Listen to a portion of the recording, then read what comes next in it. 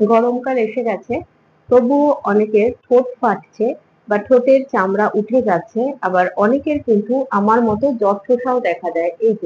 এই যে ফোলা অংশটা দেখা যাচ্ছে ঠোঁটের একটা কোনা, এই অংশটাতে কিন্তু জ্বর-ঠোসা হয়েছে।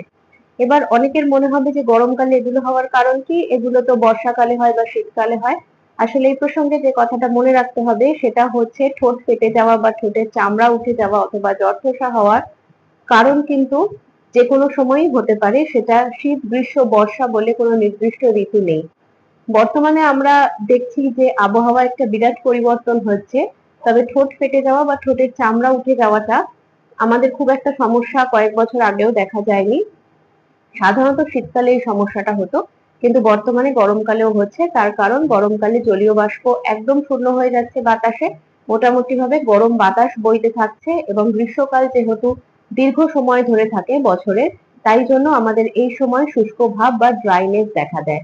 শরীরে পর্যাপ্ত জলের অভাব হলে বা কোষকলাতে পর্যাপ্ত জল না থাকলে তখন এই ড্রাইনেস দেখা দেয়। অর্থাৎ আবহাওয়া পরিবর্তনের সাথে সাথে আমাদের কিন্তু নিজেদের জীবন অভ্যাসও কিছুটা পরিবর্তন করতে হয়।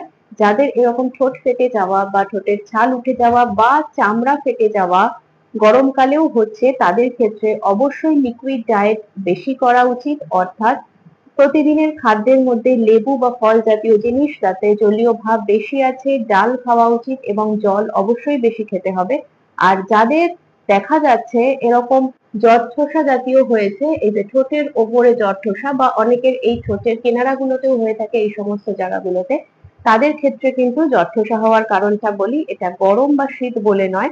শরীরের ভিতরে যখন মিউকাস থেকে যাচ্ছে, অর্থাৎ যেকোনো কারণে হতে পারে মিউকাস আটকা পড়ে যাচ্ছে, তখন কিন্তু আমরা দেখছি সেই মিউকাসটা জ্বর-ঠোসা আকারে আমাদের বেরিয়ে আসছে।